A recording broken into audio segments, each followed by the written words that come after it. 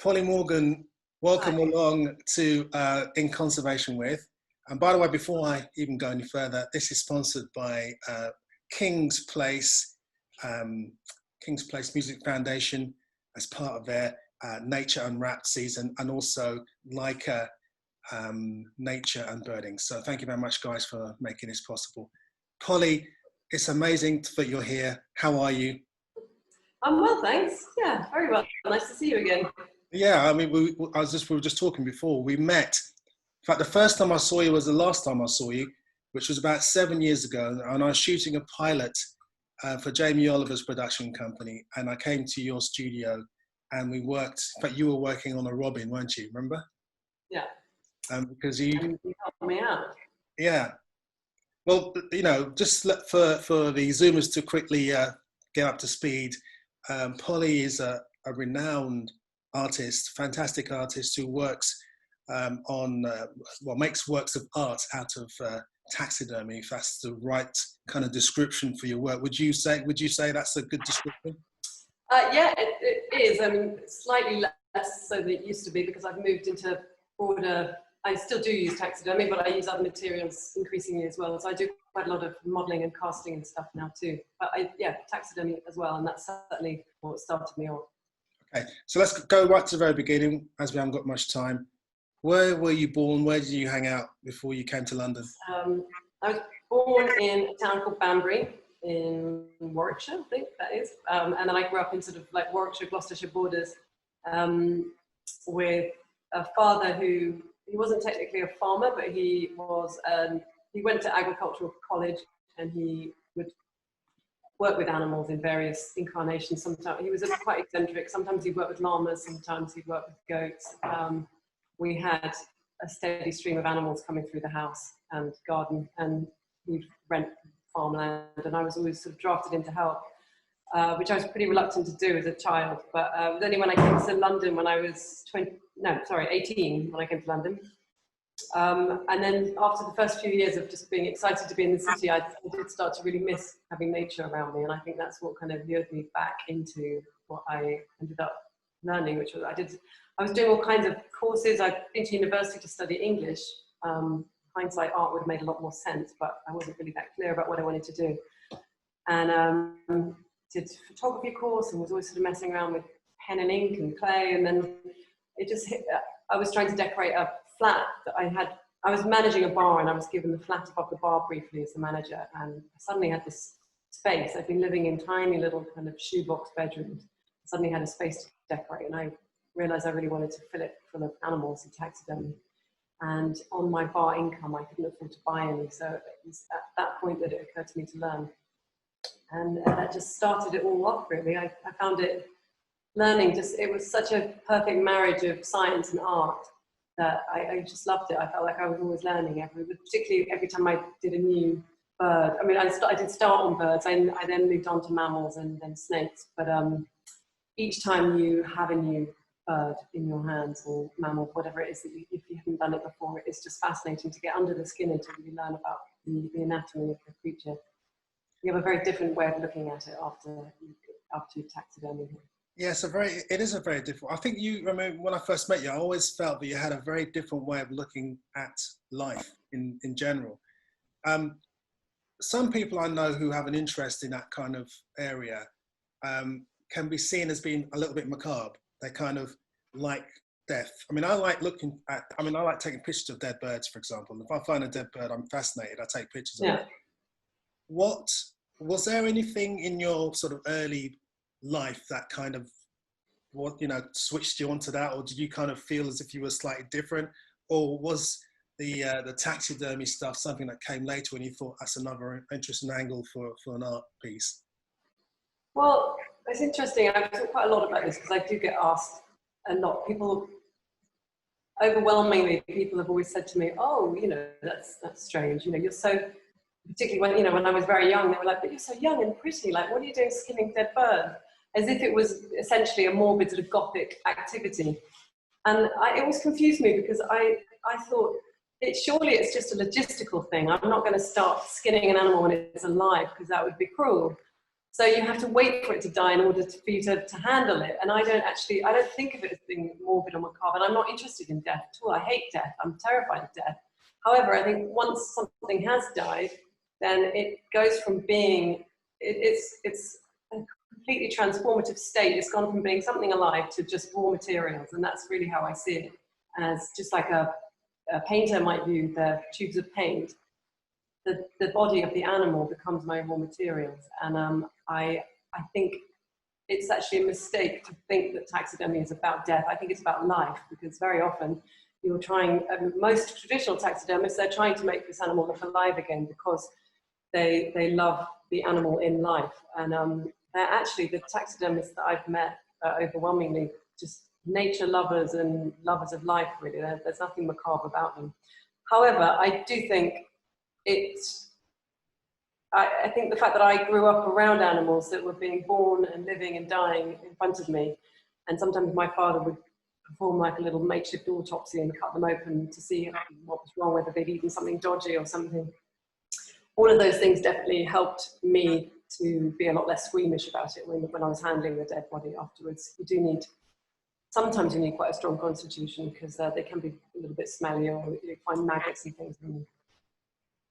Yeah, because, I think we're so homogenized in our society. We don't see life or death. I mean, you're watching natural history programs, you just see, you see the lion or the lioness even, crouching and then approaching the prey. Then you see the final sprint. You see the lion jump on top of the gazelle and then cut, and then cut in the bush. They're eating away. You don't see anything. And for a time, my porn used to be looking on YouTube and looking at these animals actually being killed. Yeah. I know it sounds weird for some people, but I think if more people actually saw the whole process of life, then they wouldn't be so squeamish, and they wouldn't be crying so much when a sparrowhawk gets a sparrow. Oh yeah, of course, yeah. And I probably wouldn't be quite so terrified of death themselves. Although, having said that, I'm still terrified of death, no matter how many dead animals I've handled. And I am actually very squeamish about, if I was to be there, I'm the sort of person who would look away on the nature video just as the animal was pouncing, because I don't want to see it. Particularly since having children, I find it very difficult to see anything like that. But I agree with you. I think it's very helpful, and I don't think there's anything. If my child was interested in watching those things, I don't think it would worry me, because I think it's a very natural human thing to try to educate yourself about these things, and almost to sort of prepare yourself mentally and physiologically for these sort of threats that we have around us. I think it's it's a very natural thing to look, to stare at a car crash as you're driving past it, or whatever we might, more kind of city people would compare it to. Yeah. When I saw you 7 years ago for that afternoon we spent together in your studio, you were preparing a robin, and I remember feeling a little bit squeamish, having to hold the robin, and you dissected it, basically took all the innards out, and it was a little bit. But then after a while, it was actually fine. There's no problem at all, because you then created something that was lifelike and had, as you said, this beauty about it. And I loved, looking at your art then, when you had some really interesting sort of images, which some people may see as dark, but I thought they were really quite fascinating and very different. Some of our people here may not necessarily know your work, so hopefully you'll show us a bit of your work in a minute. But I remember one massive thing I remember from our meeting was when you had your dog, and you touched your dog, and you actually said to me that you can feel its structure as opposed to feeling it as a dog. And I found that really fascinating as an observation. Well, yeah, it's very difficult. Once you've skinned an animal, I think, I'm sure a doctor or a vet would say this too, because anyone who knows what the body looks like under the skin, it's very difficult to stroke an animal again, or even to look at it and to watch it move and not to think about those things. And sometimes they're kind of slightly intrusive, unwelcome thoughts to think about those things, but mainly it's just fascinating, because if you think about it, we're really only looking at, I don't know the exact percentage that the skin makes up of the body, but it's a small percentage of the body that we see when we see people's skin. And then to go underneath that and to see everything else that's going on is brilliant. And I think it's something that everyone should do. At school, I was never, I didn't go to a school where they would allow us to dissect things, which I was really envious of. I had friends who were dissecting eyeballs and sheep's brains and things, and I was really envious. And people would say, "Oh, why do you want to do that for?" But I mean, it's such a natural thing to want to see what's under our skin. It's just that kind of, all children have that curiosity. I think they just get it drummed out of them at some point. Yeah. Okay, listen, as we haven't got much time, I just wondered if you can show us some examples of your work. How is work these days? How was lockdown for you? Were you actually working through lockdown? I was a little, but not, unfortunately. Everyone kept saying to me, "What are you doing with all this free time?" And because I've got a 4-year-old and a 2-year-old, I actually had less free time than ever because they were suddenly at home 24 hours a day. So I worked when I could. I'm fortunate because I live above my studio, so that really helped, because I do have artist friends who weren't even able to get to their studios. It must have been tough. But it's been reduced, and I have a show coming up in London in October at a place called the Bomb Factory in North London, and I was worried that wasn't going to happen because I had so little time, but I'm getting there. Okay. And so I've been mainly working with reptiles, as I said, these days. I've got a couple of works behind me on the desk. This is a slightly older one. You can see I've actually used the skin on this snake. This was was this a green tree python or an emerald tree boa? I get confused with the two. I think it was an emerald. And I've been making these kind of like quite constrictive, concrete, brutalist inspired forms, and sort of packing the snakes inside them, and I make molds of the snakes, then I cast them, then I skin the snake, and then I stretch the skin on top and then let it dry, and then I have to paint the skin afterwards because they do discoloring it full off. This is one of the older ones where I was using the skin, and the skin worked very well on this one, but it doesn't always work very well because when it dries, it discolors, and it also peels an awful lot, and you end up with quite a kind of rough surface. It's quite difficult to get it back to that very smooth, very shiny look that snakes have. So, whilst you're getting your other piece out, Joe Seal's daughter says she'd like to know how many times did it take before your taxidermy didn't look bad? I mean, I wouldn't say that I still have moments when it does look bad. You always have bad specimens or bad days, but the guy, George Jamieson, who taught me, he always said, his view was that 5 years minimum it takes you to get good at taxidermy. And I would say that's probably roughly true, but that doesn't mean that within those 5 years you won't be making some good stuff. But I think after 5 years of doing it, you've really got a very good understanding of how to achieve what you want. Because there are so many, I mean, you could sit down and teach someone taxidermy and they could go off and they could do it and they could come up with an okay looking bird or mammal that day, the day they finish. But the problem is, what happens is the skin acts like a shrink wrap around the body that you've created. And over time it will, over the next sort of, depending on what the animal is, over the next 2 weeks to 2 months, it will start to dry and dry and dry, and it will kind of shrink over the body that you've built. And that's when it starts to look terrible if you haven't built a really, really good spot-on body underneath the skin. So it's interesting because often the day you finish them, you stitch them up and you think, oh, actually, that's pretty good. And if you literally stick it in a room and come back a month later, it will look totally different because the skin shifts a lot as it's drying. So the really crucial thing with taxidermy is if you're doing a bird, is to arrange all the feathers really perfectly and to pin them and wrap strings and what's the word? Totally. Cling film. We use cling film quite a lot to kind of hold things in place while the skin dries, because if you don't do that, you have very little control over the outcome.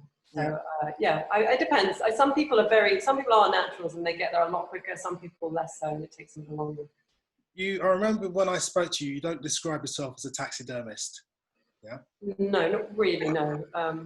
That's more respect for taxidermists, I think. I think it's not, there's no sort of self-aggrandizement by calling myself an artist. It's really just that for a taxidermist, I'm doing it all wrong, really, because my aim isn't to make the animal look as lifelike as possible always. Sometimes if it's suited the work that I'm making, I've taken the legs off the bird because they haven't been sort of streamlined enough. Or with the snakes, for instance, I often chop them into pieces and put them into things, and I won't arrange them necessarily anatomically correctly within the space that I'm fitting them in. So I see it, it's always about sculpture, and the overall piece of the taxidermy is part of that. But then I'm also doing, this piece I was about to show you actually, which is a cast. This is, you know, the polystyrene molds you get around kettles and things like this. Yeah. This is one of those. I've been casting them, so this isn't real. This is actually very heavy. It's a polyurethane which is printed and got this kind of iridescent dust on it, so that it looks like polystyrene. I've been using these containers to pack snakes into. It's quite nice because it's got two very different aspects. You turn it around, and this is an example of a cast snake where I haven't used the skin on it at all. This is just a mold of a snake, then a cast. And then I've airbrushed and painted on top of it. And I've also used these, I don't know if you can see in this light, but I'm starting to use quite a lot of techniques that they use in nail bars, because they have some really interesting powders and transfers that they put onto the nails. And there's this great iridescent transfer that I'm using at the moment, which I've got on the belly of this. I don't think you can see in this light. Let me see if I can put my torch on my phone. Oh, yeah, you can see it. Because so many snakes have a real iridescence on the belly, yeah, and it's very difficult to achieve that. There are no paints that really give you the full spectrum of colours. So I started using these transfers as well. Yeah, so that's why I don't call myself a taxidermist, because it's not traditional taxidermy. And the taxidermists that I know spend years honing their craft and getting really far better results than I do at making a bird look like that exact bird. Yeah. It's not really my aim. Because whenever I think of taxidermists before meeting you, I thought of the 18th century, you know, dusty, sort of really unnatural poses with teeth and eyes up. Oh, there's those too. Well, they're a whole other thing.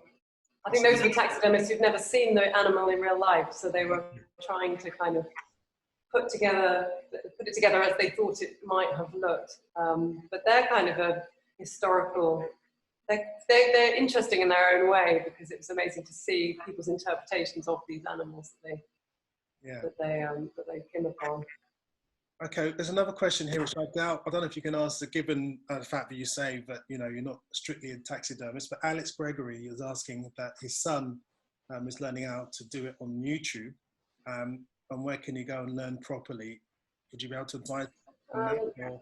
Well, I could try. I don't, my information might not be very up to date, but there was always a man called Mike Gadd in Yorkshire. I'm assuming is he in England? Does he say? Say again? Does he say whether he's living in England? Alex, can you quickly come on? Is it possible? In England. Okay, well, there used to be a guy called Mike Gadd in Yorkshire. He's a very good taxidermist, and he would run these courses. I'm not sure, you'd have to look it up whether he's still running them, because I haven't been in touch with him for a while. He would do 3-day and 5-day courses. I think the 3-day courses were for birds and 5 days for mammals. But you'd have to stay in a local B&B or something to go and learn from him. Otherwise, if that's not convenient, George Jamieson, who is in Scotland, just outside Edinburgh, he taught me, and he's a very, very good taxidermist, and I believe he still does lessons, and he's much more ad hoc. You can do a day, 2 days, whatever you'd like to do, really, and he'll try and achieve what you want. But I mean, learning from YouTube is great, but I think that would probably be good as more as a kind of complementary thing to an actual lesson, because so much of it's so tactile, and it really helps to really feel the animal, and to watch, just to be able to ask someone questions. So there's nothing better than that one-to-one lesson like that. Those are the two I can think of off the top of my head. Oh, I know, there's another one in the south of England, Jasmine Miles Long, very good female taxidermist in Hastings. I know she used to do lessons. I think she still does. I think she's starting them up again. I think after she had to stop during lockdown, but she's brilliant. I don't know how the format hers take, but you could look her up. She's called Jasmine Miles Long. They're 3 very, very good taxidermists, so I'd recommend all of them. Okay. 2 more questions here. Firstly, how do you preserve the specimens? And secondly, how do you get hold of your specimens? Well, I get hold of them by so many different means. A lot of the time I just get people, almost every week I say I get a message on Instagram or an email or something from someone saying, oh, I've just come across a dead crow or a squirrel under my car or something, and then they'll offer it to me. Sometimes I take those things. I have got my freezer's quite well stocked now. And I saw your freezer, I couldn't believe it. I opened the freezer and there was everything. I was back in the days when I had 5. Yeah, I opened one of the freezers and there was like, it's rammed with things from Goldcrest to gannets. It was just incredible. Yeah. Yeah, and unfortunately, I lost a lot of those in a flood. I had to get rid of some stock, but I still have 2 very packed freezers. And because I'm mainly working with snakes, I don't accept as much as before. So I have to, obviously with snakes, people don't come across them in the same way. So I have to be a bit more proactive. And I contact snake breeders and people with reptile shops. And they actually, I think legally, they have to have them disposed of. If they die, they have to dispose of them by having them collected by a pet crematorium or something and incinerated. And I think they have to pay to dispose of them. So it's quite helpful for them to pass them on to me when they die. So I do have some reptile owners who get in touch every now and then with something. But it's tricky to get hold of them. Oh, someone's asked me a question. Do I do anything with the skeletons? I don't actually. The preparation of skeletons is a very, very different technique and not one that I have any clue about. But I have passed the bodies on to people who do stuff with the skeletons before, because I actually, once I've skinned the animal and I've built the body, I do use the body as a reference while I'm building the structure that the skin goes on top. But once I've skinned it, the body, I just dispose of it. I freeze them all and then I take them to a pet crematorium to be burnt. So people do sometimes ask for the bodies and I pass them on. And sorry, your second question was, how do I prepare them? Is that it? Yeah. How do you prepare how them? Do I, well, that's, preserve them. that differs depending on what I'm working on. With birds and mammals are different. With birds, they have very thin skin, and once you've peeled the skin, taken the skin off the body, you then have this quite a laborious process of removing all of the fat. That at the follicle of each feather, there is a sort of little lump of fat. Some don't have much, other like water birds, for instance, because they need the insulation, they have a lot of fat there. So you have to remove all of the fat, because the fat will rot and it will cause the skin to decompose and the feathers will fall out. So you have to do that. Then there's various tanning solutions you can buy, which are just brush on. I think they're just a combination of salt and moth repellents and things, and they just help to preserve it. And then you're ready to go once that's done. Mammals are a little bit more complicated, because you have to skin them and do the defatting, and then you have to mix up 3 different baths: a chemical bath to sort of kill bugs, another bath to neutralize the acid from the first bath, and then the third bath is the tanning process. And I think that takes 3 or 4 days to do that. I haven't done one for a while, but then you've effectively turned your skin into leather at that point, and you're ready to put it on top of your body.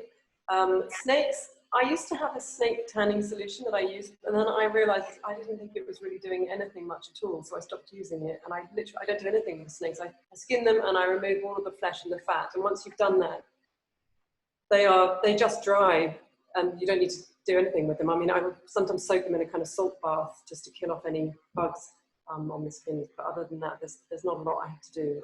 But as I said, when they dry, they can sometimes get very, very dry and flaky, so I don't always use those skins at all.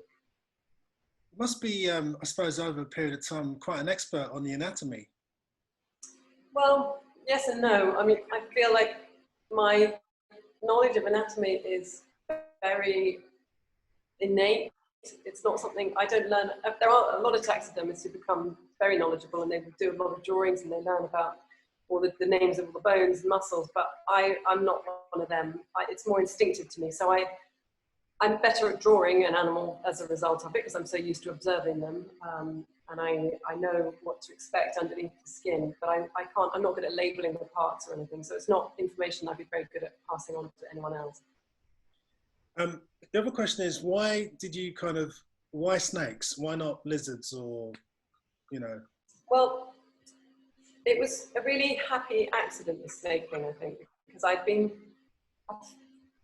felt like artistically, what I wanted to do with taxidermy was to sort of bring it up to date in some way. And like you say, you associate it with these sort of 19th century kind of dusty cabinets, maybe in a stately home where you've got a moth-ridden carpet and dark, very little light, and it wasn't really, that wasn't the aesthetic that really interested me at all. I wanted to take it out of that and do something much more kind of clean and modern with it. And I felt like it was just a material that was right for developing and for kind of pushing a little bit further.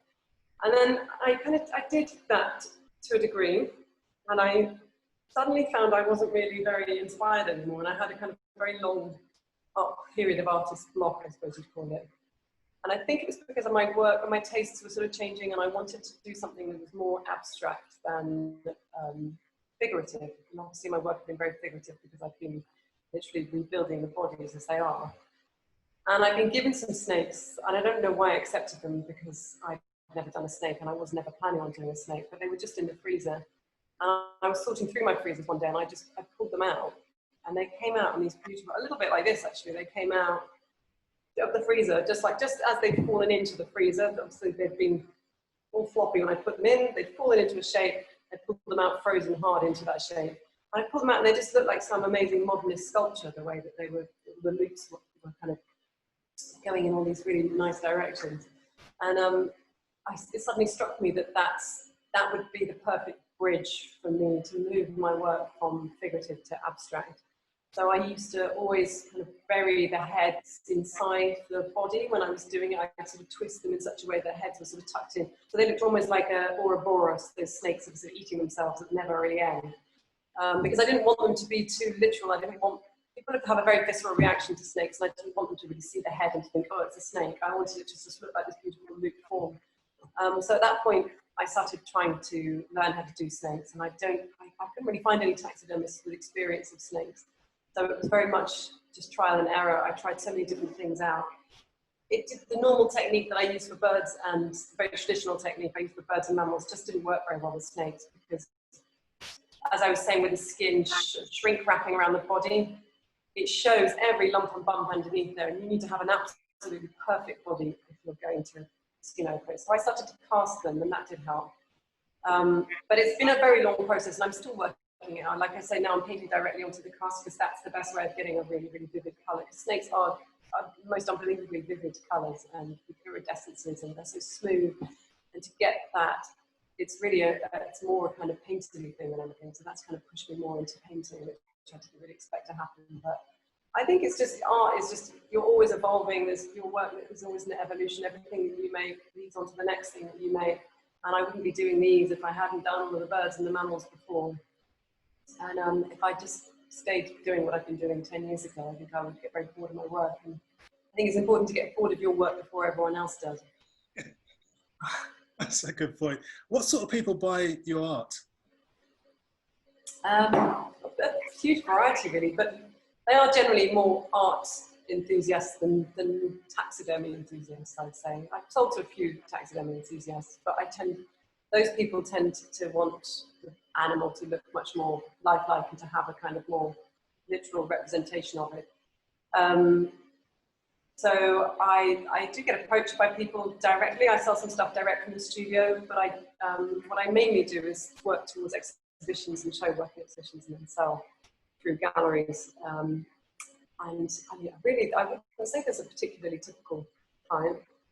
I would say there's almost always, whenever I sell to anyone, they always tell me that they've had to keep it a secret from their husband or wife because they hate snakes or taxidermy or whatever it might be. And there's always one of them. They're very kind of Marmite. People either really love them or hate them. And I think I may have been instrumental in a few divorces. Okay, and it's interesting about the Marmite thing, because some people really do find them spooky, looking at something that was once alive, now looking very lifelike but very dead. Details of your exhibitions, Polly, is the best place to find it on your website, or? Actually, no, good point. I should get it up there. But I will tell you, no, it's at a place called the Bomb Factory, which is in North London. It's sort of Archway kind of direction. It's a non-profit space. It's got artist studios in a gallery, and they have a program of events and exhibitions, which I think they've already got something back on now, but they're hoping to be pretty much open again, I think, in October. And it's going to open on October the 14th and run for around a month. Superb. I think I'll try and get there as well. And finally, what after this? How far in the future do you look? Do you just basically work towards this exhibition, and then once it's done, you kind of think, right, what's next, or have you already got plans for the future? No, probably more the former. I tend to try and focus, because I have so little time with the children and with everything going on at the moment. I have to try to focus very much on what I'm doing. Otherwise, Otherwise, I don't put my all into that. But as I'm making the works that I'm making now, I do start to think. I'm already thinking, since I've started painting on directly onto the cast and not using the skins, it's made me realise that there's a potential for making more outdoor sculptures.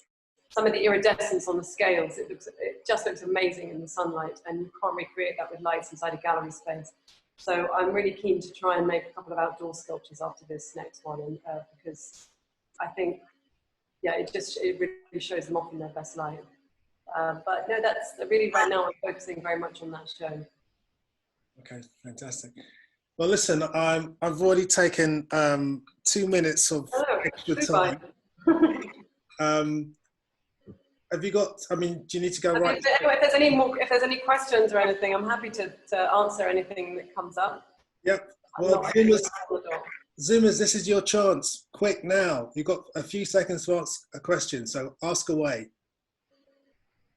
Who's first? Maybe I'll answer them. Well, Frank, I wish I had more around. I can show you those two pieces. I've got a couple more here.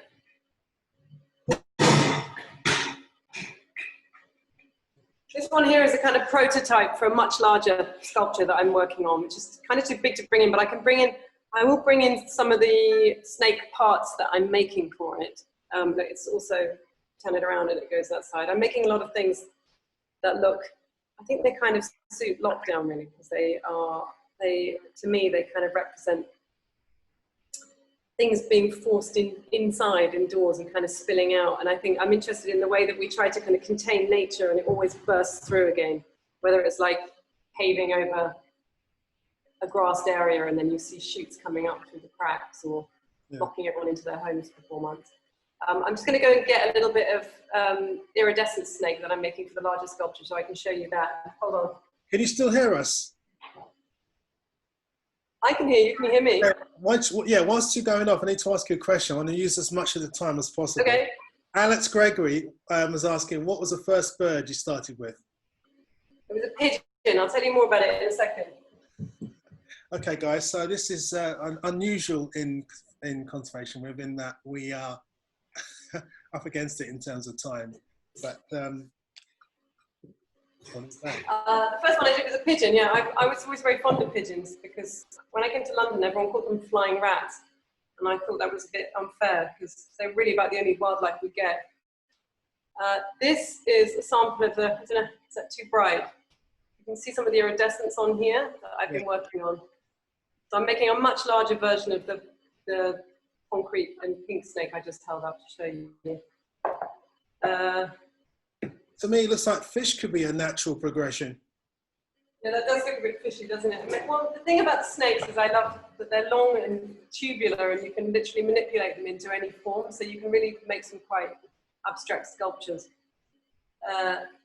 This is something I've been experimenting with, hedgehog. Again, this is an older one. I've been experimenting with using hedgehog spines. I'm trying to kind of, I'm working with lots of different materials now. This is a polyurethane, a kind of lacquered polyurethane, made out of like 2-part expanding foam. And then I've used the hedgehog skin to kind of, again, represent that bursting through of nature out of the cracks. This one is another part of snake that I've used, again, with lacquered polyurethane. Wow. This is a real skin here, not a painted. Well, I've painted it too on top, but it's a very pretty rat snake, I think that is. How long do these take you to do normally? I mean, obviously it depends on how big it is, but. It depends a lot, yeah. It's difficult because so much of the work is kind of research and development. So like these iridescent things, I've literally been messing around with different paints and transfers and things for a year just to try and get the finish that I wanted. But the actual work itself, I mean, it's been the best part of 3 months, I think. But I've also been working on other stuff at the same time. So yeah, it's tricky to say. But I mean, something this kind of scale, to do the actual cast and the mold and the snake, I could probably do that in a couple of days. But then there's all the other parts, and then trying to put them all together in the right way. I tend to work on 2 or 3 things at once. And I would say, yeah, a couple of months maybe. Claire is asking, do feathers or spines fall out? I mean, for example, for the stuff for the birds you've done, how do the feathers stay in? Well, they should stay in if the skin is tanned properly and you've removed a bit of the fat from the skin, then they should stay in. Once it dries, when the skin dries, it goes very, very rigid, and it sort of locks the barbs in with it. The only times they fall out, in my experience, are if you haven't taken the fat off properly and the skin rots. If you have moths, I mean, that's one of the biggest problem with taxidermy birds and mammals is moths, because their larvae live on the keratin in the feathers and fur. So just as they ruin a cashmere jumper or silk scarf or something, they can do the same. So you can literally have a piece of taxidermy that within a couple of weeks it's just completely molted and everything's just come off it. So that's one of the biggest worries of taxidermy. And then the last thing is if you're taxidermying a very young bird, their feathers fall out. When they're sort of, we call them like squabbies, if it's a pigeon or something, when it's in that transformative, that's the teenage phase, when it's just growing its adult feathers. They're not properly rooted in the skin at that point. They're very, very loose. So if you're trying to do a bird and you find all its feathers are falling out, then it may be because it's a young bird and it's only just developed its feathers, or it just means that the bird has gone off slightly. You do have to work on things that are very fresh. If the skin started to deteriorate, they've got a lot of bacteria in their skin naturally. They start to deteriorate if they've been left in the sun for a day or two before you pick them up. The feathers will just all fall off, or the fur. They call it slipping in taxidermy. When it literally just slides away from the skin. And there's not a lot you can do about that, really. It's probably best just to find a better specimen. So when you sell to someone, do you give them instructions in terms of maintenance? I mean, for example, with a bird, you say to them, well, you know what, keep out the sunlight. And as Shailesh has said here, do you, put mothballs in it or whatever? But yeah, is there an instruction manual? Not instruction. I mean, not a manual as such, but I do say, yeah, don't put it in direct sunlight because the feathers will bleach. I don't really like to put things on the glass or perspex. I hate the sort of barrier between you and the work. However, it will protect it. It won't completely protect it because moths can get in everywhere. I mean, unless it's completely airtight, they can get in even underneath like glass domes and stuff. But yeah, I do recommend that the main thing is you should just keep an eye on it and just look at it regularly, because if you see a kind of gritty substance underneath it, it looks a bit like sand, and that's what that is moth eggs hatching. And as soon as they've hatched, then you get larvae, and it's the larvae that do the damage. So if you act quickly, you can head them off. You need to freeze them at under -20 to kill the eggs and the larvae. You'll kill the larvae if you freeze them, but you won't kill the eggs. So what you're doing is kind of postponing the damage, because you take it out and then the eggs hatch again. So they have to be frozen under 20, -20, or they have to be kind of baked over, I think over 20 degrees again. And there's a company called Thermolignum that does that. You can take it to them and they put them in these ovens. And it's low enough not to damage the work. So you can head moths off, but the best thing is preventative. Yes, lots of moth spray. And I don't even know if you can buy mothballs in this country anymore. I think the naphthalene might be outlawed. They were quite effective, but they have that horrible smell. Yeah, horrible smell. And taxidermists used to use arsenic back in the day, which is why historical taxidermy has lasted very well, because they used to use arsenic, which is obviously now outlawed too. But the problem is a lot of the taxidermy lasted, but the taxidermists didn't. They would kill themselves off in the process with arsenic poisoning. Yeah. Okay, guys. Any Zoomer out there with a question? Because Polly has to go shortly. So any more questions? It's now or never. Alex Gregory, says, David. Do you have any? You know what? I was given a couple of ducks once, but my worry was they were killed post 1950s. So I think before then, there's some sort of rule or law whereby if it's really ancient, it's fine, but if it's modern, then they should have some sort of license. It turned out that they were actually from the 1920s or something. I didn't keep them though, because I didn't really like them. They're in a case, a classic, brown, horrible, dark case. The birds themselves were a little bit sort of manky. It just didn't feel good. So I think I passed them on. So that's my answer to you. And Joseph, yeah, I saw that question, which is harder, birds, mammals, or reptiles. It really depends who you ask. It's funny, I find with taxidermists, you get like a bird camp or a mammal camp very often. I hate to stereotype, but I do find more male taxidermists are into mammals and female taxidermists are more into birds, which is quite interesting. I think female taxidermists seem to be better or more drawn to the more kind of detailed, like the feather arranging birds are generally more fiddly to do. I always found birds easier, I think, than mammals. But I think I was also more practiced at them because I did them more. And mammals, I did a stag and I did a baby giraffe once, and they're just physically demanding. They're huge, and they're very heavy, and you have to sort of flip them over, and you need help when you're dealing with something that big.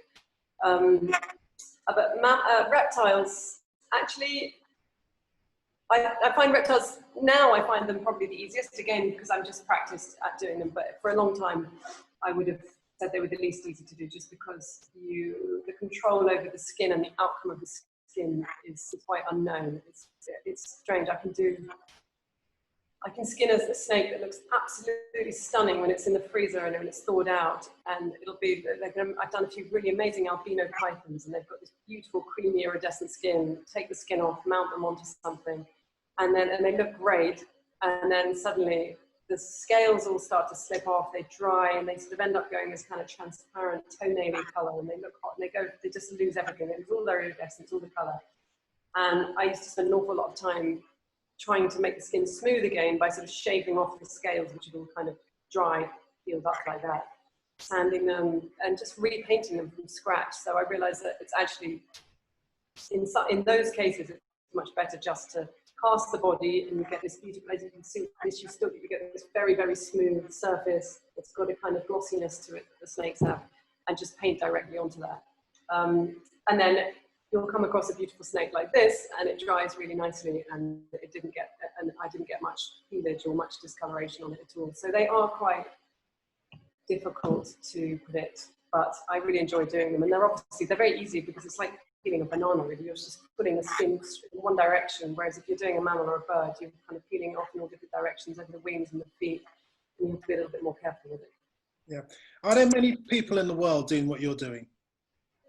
I don't know. You mean artistically or taxidermy? Artistically, number one. Well, there's definitely artists I know of, contemporary artists who use taxidermy in their work. They don't, generally I find that people will use it once or twice, and then they'll move on and they'll use something else, particularly more conceptual artists who are using different materials all the time. And then other than that, no, I don't know. I hope there's no one doing quite what I'm doing, otherwise it would be pointless. Polly, you are unique. You are amazing and original. So I'm delighted by that. You are unique. In the world of taxidermy, though, it's mostly male, isn't it? Sorry, I'm getting distracted by the comments. Bad taxidermy on Etsy. I've seen someone write. I have to check it out. I do get a lot of bad taxidermy links sent to me all the time. It's mostly male, the taxidermy world. It was, but actually that's changed a lot, I think. I'm not so sure now. I haven't been to any. I used to go to these taxidermy conventions every now and then that they have in England. And the first one I went to, overwhelmingly male. There's one brilliant taxidermist called Emily Mayer, who's like, she's a bit of a kind of goddess in the taxidermy world. And it was sort of her and then loads of men. And then I sort of entered, but I kind of took it off in a slightly different direction. And then I heard that there's a lot of young female taxidermists now, and I certainly find, like, anecdotally, I get approached by people to intern or to come and visit the studio all the time, and I would say, 19 times out of 20 they're female. So I don't know whether that's because they're drawn to me because I'm female and maybe they want to do something similar to what I'm doing, but I think, again, it's a generalization, but I think men that I've met doing taxidermy tend to be more interested in doing the kind of more stereotypically kind of macho head trophies, things like that, like a full animal.